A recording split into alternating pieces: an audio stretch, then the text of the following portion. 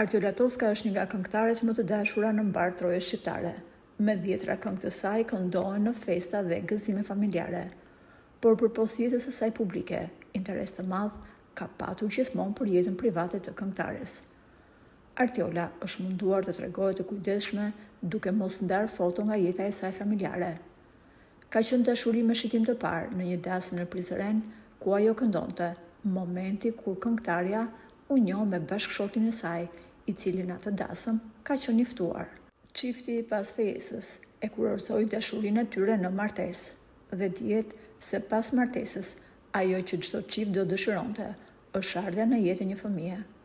Por pavarësisht përpjekjeve të shumta, vizitave në klinikat më të specializuara jashtë Shqipërisë dhe pagesës në qindra mijëra euro, ende dëshira e çiftit për të patur fëmijë nuk është realizuar.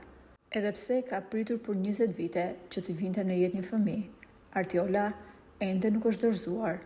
Ajo në një intervistë shpreh: "Unë nuk do të lodhem kurrë së prituri dhe në momentin që Zoti do ta bëjë realitet këtë dëshirë, mendoj se do jem njeriu më i lumtur në botë." Por ajo që ka tronditur dhe çuditur më shumë këngëtaren ka qenë lajmi që i ka dhënë mjeku, i cili ka ndjekur për vitesh. Pasi bën çdo kontroll të mundshëm, mjeku i tha: "Të dy jeni plotësisht të shëndetshëm dhe të aftë për të bërë prindër.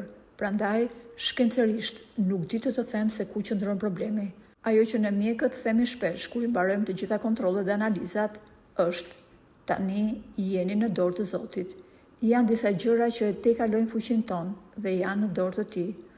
Unë di t'ju them se kam parë raste të nënave që kanë sjellë në jetë fëmijë edhe pas 30 vite shpritje. Prandaj, mos u dorëzoni kurrë së menduari se kjo mrekulli mund t'ju ndodhë edhe ju."